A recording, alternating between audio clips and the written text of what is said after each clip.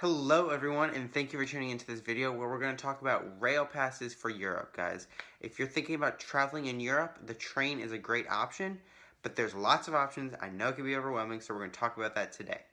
So, if you're going to Europe, I personally went on a backpacking trip for 1 month across Europe. It was epic, and I used a rail pass. Now, if you are a European citizen, if you are a citizen of one of the countries in Europe, then you are eligible for the Interrail pass.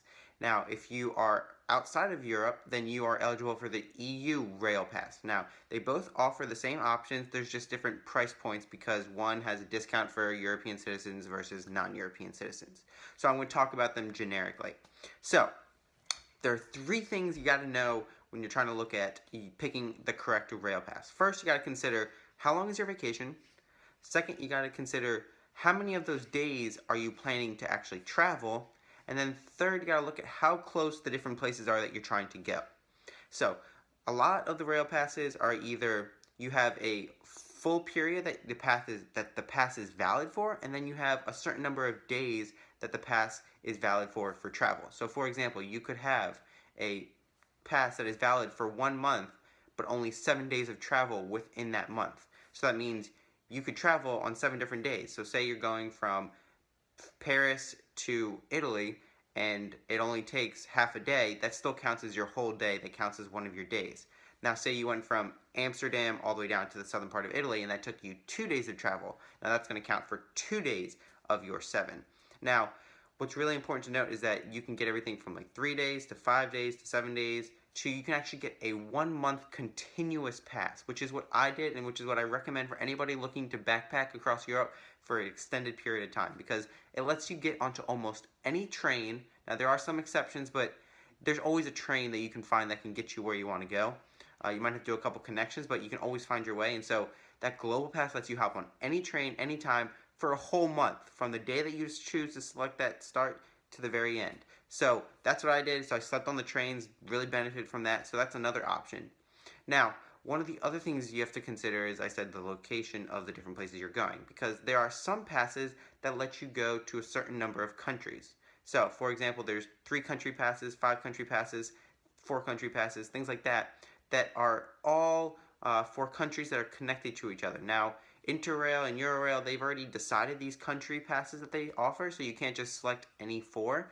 So you have to go on their website and look at the different options that they have, but what it is that there's like, say, 3 countries that are connected, so maybe Brussels, France, and Switzerland. Those are a 3 pair, so like there's a different special pass for that lets you go to those 3 places in a certain number of time. So that's pretty much the breakdown of rail passes. It can get a lot more complicated. If you're having any trouble picking the right rail pass, feel free to reach out to me. I would love to help you get the right one. I looked at them all, I investigated them all very much before I went on my trip. But I recommend, long travel, definitely the global pass. And if you're doing a shorter travel, there's lots of different options, so I'll help you pick the right one. Or you can go online and you can even call them. They're really helpful people. I personally love Interrail. Now, I also want to throw in the fact that you can get insurance on your pass, which I highly recommend because I lost my pass and it allowed me to get a refund afterwards. It doesn't help you during the problems. Like, I only got through half of my rail pass and then I lost my pass, so they weren't able to help me with the rest of my travels. I would have to buy a new pass, but they did refund me the portion of my pass that I didn't use, which was great.